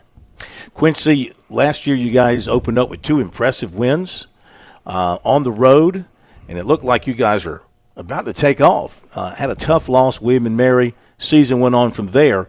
But what were you guys feeling and thinking there those first couple of weeks? You got those wins. Been a little while since Wofford had looked that competitive. I would say last year, those first couple games, we felt like the team we should have been. Like, in our minds, because everyone always has high expectations, high goals going into every year, and we were seeing it. It was put on the box score. Like, we were winning games, and it was really exciting, honestly, to see because it looked like it didn't look like it. It is. The old Wofford has come back. Yeah. But last year we just got a taste of it. But this year we're looking to push even further. So, I mean, as a guy who's been here now going in his 5th year, I mean, you are Wofford. I mean, you've grown up in this program, and you've gone through the transition, and you probably hear from some of the other guys, the older guys, maybe the alums, about the way it used to be. You can kind of appreciate that. Yes, sir. Yeah. They the older guys, the alumni, they talk about the winning culture and the environment that it was. And a lot of the times right now, especially when they come around the team or they're just around us interacting with each other, they say it feels like how it used to feel. And so that is very inspiring for me, especially as like an old guy. I've been here for a while, so I've seen a lot of things, but I'm really looking forward to see what we got in store this year. Maximus, what do you see from your standpoint? Whitaker was named the starting quarterback today. So from where you stand back in the secondary watching the offense, what are you seeing from your vantage point? Just guys growing up, Jaden, he's a really great processor, and that's something that I feel like we haven't had in recent years since I've been here. But, like, he's really smart, and, like, playing that chess game with him as safety is like – It's really cool and really fun to do during practice. Yeah, who's winning that chess game? I want to say me, but no, it's definitely competitive. Have you picked him a couple of times? It's definitely competitive. Yeah. So, what are your expectations for this season? Nothing less than a Southern Conference championship. That's the only thing that we focus on, and we have something called this SoCon Ring or Die Trying. There's one goal, and that's our goal, and anything else in the way is kind of like let's get it out the way and continue towards our goal. How about you, Q? I feel the same way. That message has been pushed across the whole team, so it's kind of something in our cultures that's embedded right now. It's been embedded, so we all have the mindset of going to get a ring or give everything we got trying. So, do you sing? Not too much, a little bit. Well, I mean, you should. That voice is to die for. Appreciate it. I'm serious, man. Bergie, I'd love to have that voice. Don't you know it? I'm telling you. He's got a future in radio, Natural right? pipes, Played out man. in front of him. Good luck to you guys. Yes, sir. Thank you. Thank you for being with us. We'll be watching closely. Have a healthy season. That's the main thing. Yes, sir. Yes, sir. Thanks for Appreciate having you. me. You got it. Quincy Hughes and Maximus Pulley. Back in a moment. On Point Weather is made possible by our friends at Palmetto Citizens Federal Credit Union on 107 The Point. Here's tonight's forecast. A few clouds rolling in this evening. We'll have a low temperature dipping to 72. Tomorrow it's a blend of sunshine and a few more clouds to go with a high of 92. A slight 20% chance for rain in the afternoon. Friday's our strong chance for rain. Afternoon storms possible, and it's a bit cooler. The high is 85, while this weekend high temperatures range in the low to mid 80s. I'm Cal Moss with your On Point local weather. Hey y'all, it's Ted from Flight Deck Restaurant. We're introducing our new healthy gluten-free menu. For your choices, we offer charbroiled certified Angus ribeye steak, juicy marinated grilled chicken dinner, fresh grilled salmon, authentic Greek salad, hamburger steak with grilled onions and melted cheese, shish kebab with grilled chicken, veggie blue plate with a choice of 4 vegetable selections, spring chicken salad, and of course, our famous slow roasted pot roast. Come and enjoy a healthy gluten-free menu at Flight Deck Restaurant. We at Flight Deck Restaurant thank you, and God bless. Expected in with SRN News, I'm Keith Peters in Washington. Texas's House of Representatives is approving a new map that creates up to 5 new winnable congressional seats for the GOP. The map passed Wednesday after a push by President Trump for Republican-controlled states to redraw their legislative maps to give his party a better chance of holding on to control of the U.S. House of Representatives in the midterm elections. The maps must be approved by Texas's Republican-controlled Senate and Governor Greg Abbott before they become official. Hurricane Aaron is creating dangerous beach conditions along the U.S. East Coast. High wind and waves are expected in North Carolina by tonight. On Wall Street, the Dow up by 16 points. The Nasdaq dropped 142. More details at srnnews.com. Sometimes timing is everything, and I've been talking the talk about Broker Solar for a good minute. I'm a fan. I've had some Point listeners ask me about Broker Solar. They're on the fence because of what's going on in D.C. Now that the politics have settled, we know what's in that big, beautiful bill. We know the federal tax credit for getting solar power at your home. It's going to end in December, so the clock is ticking. You want that 30% federal tax credit, believe me. So we need to get Ken out to your place before they cut it. Plus, you'll still get a 25% tax credit here in South Carolina. So yeah, timing is everything. 30% federal, 25% state credit. Are you kidding me? That's a big part of the cost already knocked out for solar power. It's time for you to take control of your own power bill. Like I said, timing's everything. Now is the time. Online, it's brokersolar.com or just call Ken and his team. 807-7417. That's 807-7417. brokersolar.com. At Palmetto State Armory, we offer the largest selection of guns and ammunition at unbeatable prices. Our knowledgeable and friendly staff are here to provide personalized assistance, ensuring you find exactly what you need. If you enjoy outdoor activities like hunting, camping, or hiking, our clothing and outdoor gear collection has got you covered. We also feature an exceptional indoor range facility where you can experience the thrill of shooting in a safe and controlled environment. Visit us today at PalmettoStateArmory.com or your local retail store. Palmetto State Armory, American made for life. Escape the hustle and bustle of everyday life with Spa MD, your sanctuary of rejuvenation. Feel the tension melt away as our expert team guides you through your customized wellness journey. From soothing massages to revitalizing treatments, we promise a remarkable experience that leaves you feeling renewed and empowered. Discover the calm within every visit. Reach out at 251-9400 or online at visitspamd.com to explore your options. Your oasis of tranquility awaits. How does a car repair shop last in business for over 50 years like Sudeth Automotive? By providing affordable, reliable, and honest auto repair.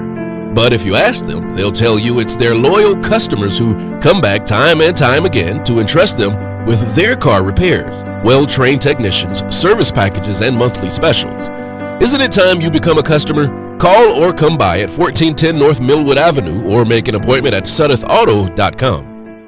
Want to hear my success story? I'm Fran Halloran, the money coach. I'm celebrating a decade of partnering with The Point. It's one of the best decisions I ever made. I've used the point to significantly grow my small business. It started with a meeting with Kevin Cohen. Do you own a small business? Are you on a limited budget? No problem. Reach out to Kev at 563-8558. Get a customized plan and start your journey to business growth with the point today. Success is one call away. Take the leap. It's SC Wild with Major Billy Downer from the Department of Natural Resources. Major Downer is here to answer your questions about the great outdoors. Call in now at 888-898-2525 and join SC Wild on the Sports Talk Media Network.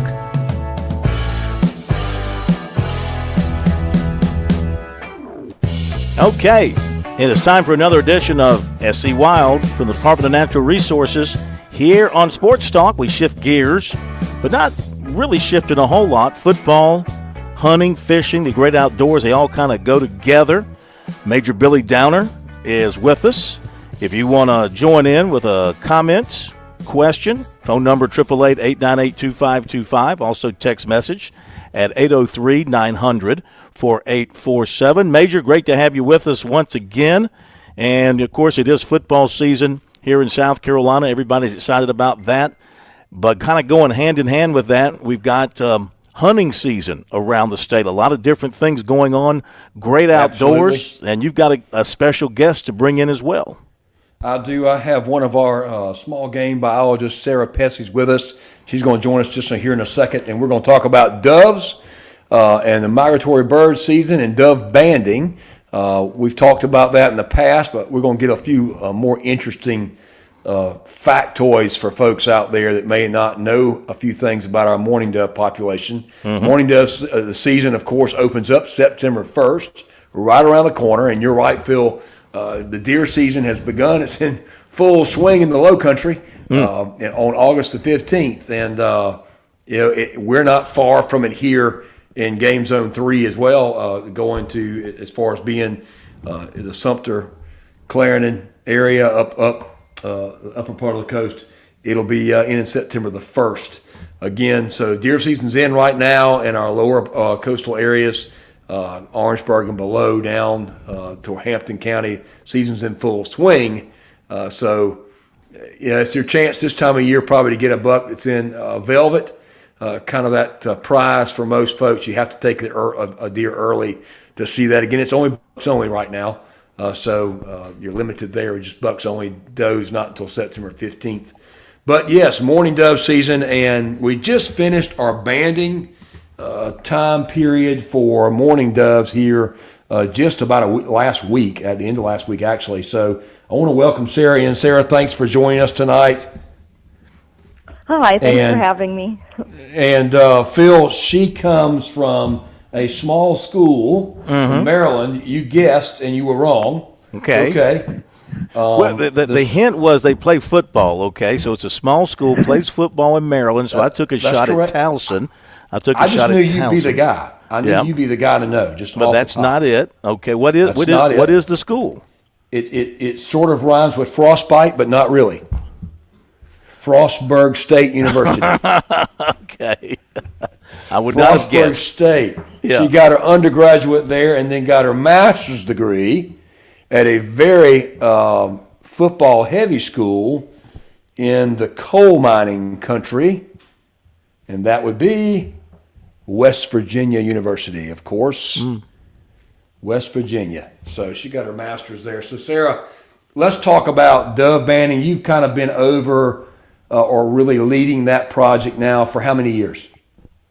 So this is just my second year now. All right. Well, you've been doing a great job in 2 years, and I have not been doing so well. I've banded birds now for probably 10 or 15 years. In the last 3, I've been 0 for 0.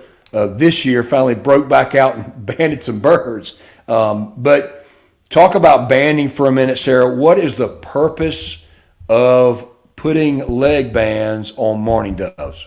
What are we trying to find out there? Yeah, so when we put the bands on them with the intention that when hunting season begins, when we get when hunters go out and they shoot a banded dove, they can report it on reportband.gov, and then we can use that data to get an idea of what percentage of the population is harvested every year. All right, so that's a great point. So for years, most dove hunters have heard that 80% of the population died anyway, so it didn't really matter what our limit was. That's not the case. I know that we've noted in recent history or in recent studies that hunting has a higher percentage of the mortality rate. And you were telling me some of the interesting facts about doves. So since 2003, you said how many birds have been banded in South Carolina? So we don't have final numbers from this year yet, but we're just over 37,000 doves banded since 2003. All right, and out of those 37,000 doves, how many have actually been reported as a recovery? So only 2,838 bands have been reported so far as being hunter-harvested recoveries. Okay, and so you were telling me that 95% of the doves that we banned in this state, if they recover, those 2838, the almost 3,000 birds that have been recovered, that 95% of them were recovered in the state. Is that correct? Yes, that's correct. And most are even recovered really close to where they were banded. Okay, so fun fact, what's our oldest recovery of a bird? So the oldest bird that we've had that was banded in South Carolina, it was recovered in Arkansas in 2013, but it was originally banded in 2003 at Santee Coastal Reserve. So it was a 10-year-old bird. And it was banded as a hatch bird, I guess. A hatch year bird? Yes. So it was banded as a hatch year bird, which means it had just hatched, not the same year. So we do know it was 10 years old. All right, cool. So we also do recapture data. So birds that you banded in band sites may get recaptured again and go into a trap, and they'd be banded already. And for folks that don't know how that works, you put sunflowers, wheat. I've always found that sunflowers are the best bait, but and you put basically it's like a fish trap.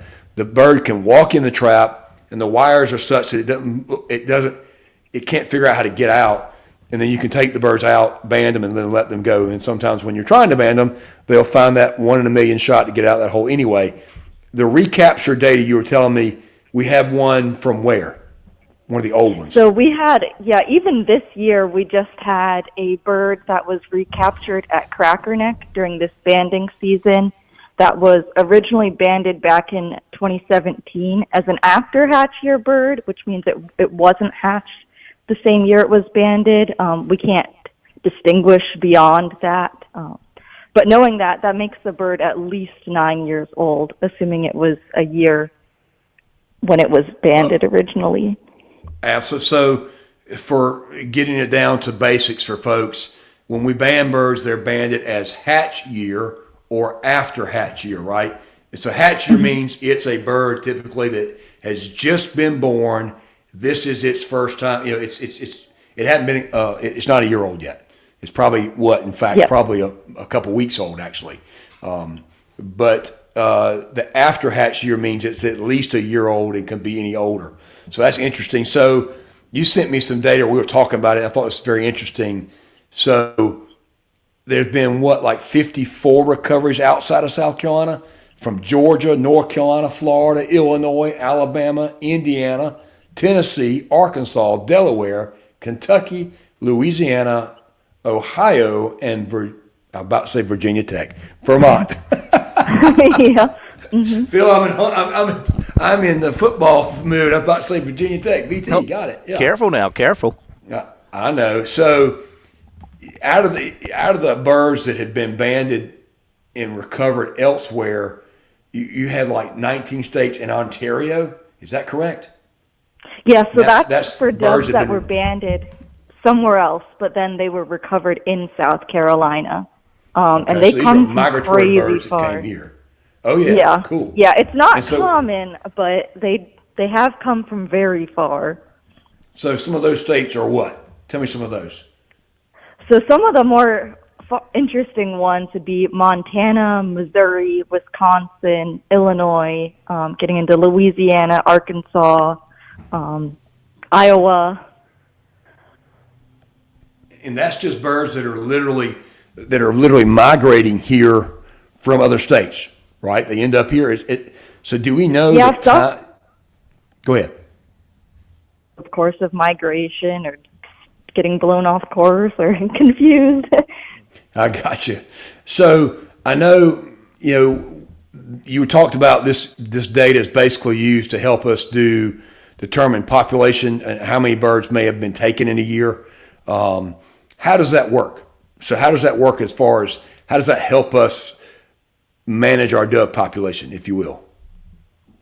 So by knowing how many birds we banded and how many of them were recovered during the harvest, we can get an idea of what we can apply that to the population as a whole and get an idea of what percentage of the population we think was harvested. So based on band returns last year, just under 10% of the population we believe was harvested.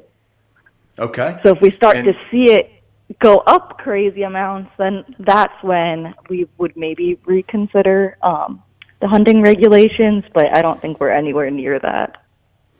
Okay. So 10% still goes into that category where we used to think it was, out of hunting mortality. And you talked about, I saw, is it 13% of hatch year and 6% of after hatch year? Yes. How does that go into that, work into that? So it's the same thing with looking at the number of hatch year birds that were banded, that were recovered during the hunting season, and the number of after hatch year birds, and then we just apply it or scale it up to look at the population. Okay, so basically what you're saying is last year, 13% of the the birds that have just been born this year, we took those. Those were taken in fields, and about 6% of older birds were taken. Yes. I gotcha. All right. And then, so population estimates. Where are we, where was our high? Basically, what was the high? What was the high population? I don't have the high population in front of me, but on average, like long-term average, yeah. Yeah. So we do what's called point counts every year in May to estimate the population, where all our staff go out and they count the number of doves they see in a 3-minute period, and we put that data into a model to get a population estimate. So our long-term average of a pre-breeding population is 3.8 million doves a year. Okay, so I'm going to ask you this because I know that people listening just heard you say that our biologists go out and we counted 3.8 million doves. But we didn't do that. It's based on, you said 3 minutes. And I'm familiar with, I used to do the Bob White quail survey, and it was how many times you heard a Bob White call, and you recorded that, and that's how they do some population studies there. So how does it work again for doves? So we have 135 survey points for people counting doves, and based on that and the amount of doves that were observed in these small areas for the survey, we scale that up to the state using a model. Okay, so you said the pre-breeding, our long-term average was 3.8 million.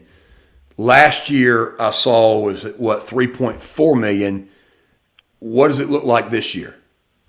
So this year we came down a little bit in our population estimate at 2.7 million. But the population, we expect to see fluctuations, so we're not concerned about a declining population until we see multiple years in a row of a decline.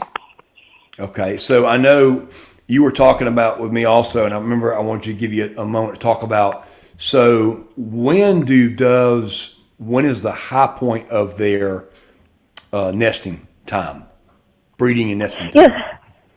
So when we have doves in hand or a dove wing in hand, we can look at their primary feather molt, and we know they molt their 10 primary feathers on based on previous research when they are in the sequence of their molt and when we observe them at that time. Sorry, I explained that poorly, but we can track back to their hatch date. So based on that data, from all these years of banding and as well as doing wing collection at dove fields, we know that the peak of the hatch period is late May to very early August. So basically, June and July pretty much is the main 2 months, a little bit of May and a little bit of August.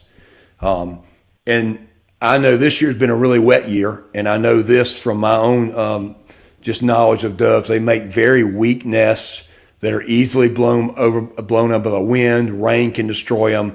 It's actually a miracle that they actually can produce young, but they do it very well. It's hard to believe. If you've ever seen folks, have you ever seen a dove nest? It is literally a very disorganized set of sticks. I mean, very loose, and it will fall out of it. It's hard to believe that they can actually survive. An egg can survive in that. But I know that wet years can be particularly bad for recruitment for young doves because it's just not good for birds in general. Isn't that true, Sarah? Am I wrong? Right. On that? Yeah, no, you're right. No, give me a little point, Phil. There's a point for me. I did know something there. Not surprised. I know you're not. But so, Sarah, as we get into that, looking into this dove year, I'm thinking about what folks, would want to know coming up to dove season, and you did add a little bit. So, dove season this year is, and this is something I'll remind folks, people always want to know, well, does dove season open up Saturday before Labor Day or Labor Day? Well, this is pretty much how it goes. It's either the first Saturday in September or Labor Day, whichever one comes first. That's how dove season generally has always fallen. The first Saturday in September or Labor Day, whichever one comes first. So this year, it is September the 1st because September the 1st is Labor Day, Monday. So the season opens up on the 1st. Big change, and this was not the first year of that, but folks that have been used to the afternoons only the first couple days of the season, that is no longer the case. The season opens up as it does for the rest of the year. It opens up so you can shoot from a half hour before sunrise until sunset. So 1/2 hour before official sunrise until sunset. There is no morning prohibition of shooting during this season. There wasn't one last year either, but folks are kind of getting used to that still, and I know that's new for a lot of folks. But the first season goes from September 1st through October 1st. October 4th, September 1st through October 4th, and that is all day, again, 30 minutes before sunrise to official sunset. So folks can enjoy dove hunting this year. Again, the daily limit is still 15 birds per day. That's a daily limit. If you go to a morning dove hunt, you can't go to an afternoon dove hunt and take any more birds. If you took 15 in the morning, you can't go to the afternoon and shoot 15 more. It's 15 per day. So make sure that you keep that in mind because our officers will be looking for that. That was one of the reasons why for years we did the afternoon only, was to prevent people from being able to basically take twice in a day. So now we're kind of on the honor system now. Make sure you don't do that. And our officers will be looking for that. If we check in the morning, we don't want to see you in the afternoon hunting again unless you didn't get a limit that morning. So again, dove season will open up September the 1st. Couple things for folks to remember about dove hunting. It is a migratory bird, so it's covered by federal law. Federal migratory bird rules apply. Biggest thing for folks that wanting to dove hunt, if you've never dove hunted before, what do you need? You need a state hunting license. State hunting license. Do not have to have a big game permit. You do not have to have anything more than the state hunting license and a HIP, the Harvest Information Program, or the migratory permit, bird permit. That often gets confused with the migratory waterfowl permit, but the migratory bird permit or Harvest Information Program permit is free. It's the one that you always remember asking the questions. How many doves did you shoot last year? How many ducks did you shoot last year? How many geese? It asks you all these questions. How many coots, purple gallinus, whatever. Those are the questions for that permit. And again, it is free in this state. So so dove hunting is really cheap as far as that goes from a license standpoint. That state hunting license, get that free permit. And then you go, Shells are not as expensive. We can still use lead shot in fields for doves, so you can get number 8 shot. Now, shells have gone up. They used to be $6, $7, $4. Now they're up to 8, 9, 10, 11, 12, 13, 14, depending on what size load you get. But the biggest thing is when you go to a dove field, make sure your gun is properly plugged. When we say properly plugged, that means it's incapable of carrying more than 3 shells total. 1 in the chamber and 2 in the magazine underneath. That is the maximum you can carry by the federal migratory bird law. That is what you're required to do.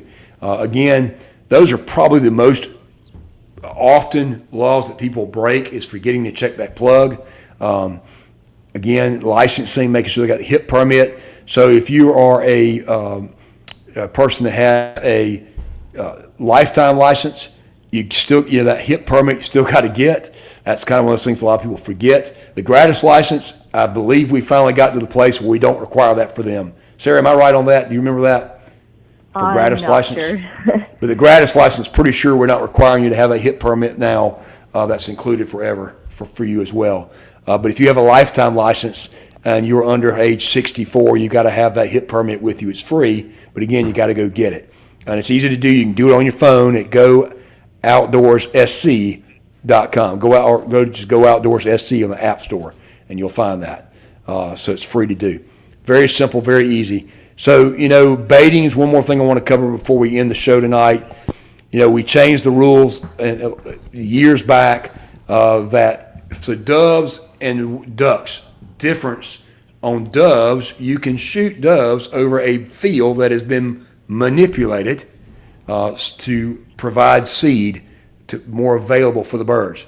You can shoot over a field that's been bush hogged, a field that has been burned, chopped, tilled, raked. It doesn't really matter on a dove field, for a dove field.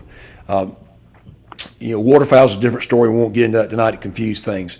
But the big thing is also we changed it. So in October, not yet, but in October, starting October 1st, you can hunt over a field where wheat has been scattered according to the Clemson guidelines. And that's October 1st through the end of November. And that guideline is very simple.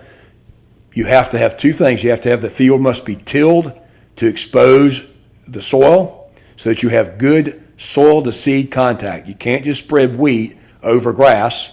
You've got to disc it up so there's good soil to seed contact. Heavily disked soil, and you can spread up to a rate of 200 pounds per acre. Now I can tell you, somebody that farms, that's a lot of wheat. Most people will do 50 to 100 pounds and it'll be plenty. But you can do up to 200 pounds. Once you spread an area, you cannot go back and spread it again.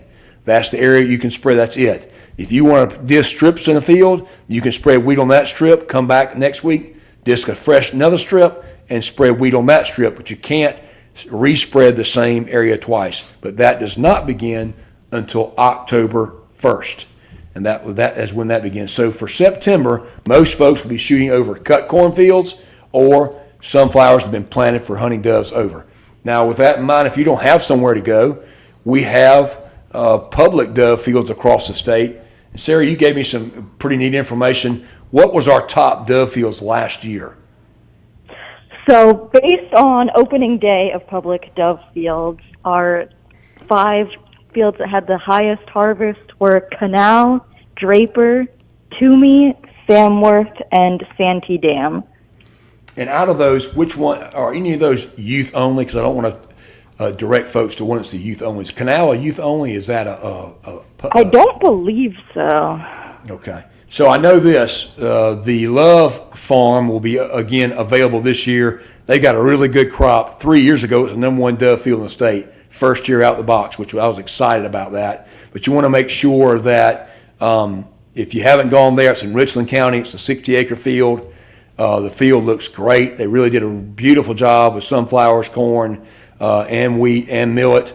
A lot of different seed variety there, but it's going to be a lot of excitement there for that field. But again, if you hadn't gone dove hunting, I hope you'll have a good first Labor Day season. Enjoy it. Be safe. Remember, make sure to know where your target zone is, know where your shooting zone is. Shoot within your zone only. When you go to the field, know where everyone else is around you so that you don't shoot outside of your zone. Again, have a safe time and enjoy the hunt. Fantastic.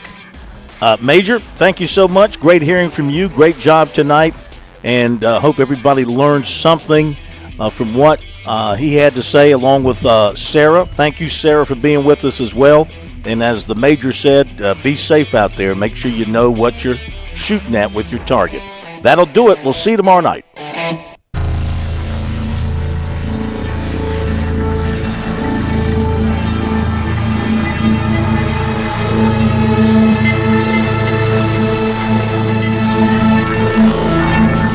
WQXL Columbia, W264DF. Grills, outdoor kitchens, fireplaces. Summer Sizzle starts with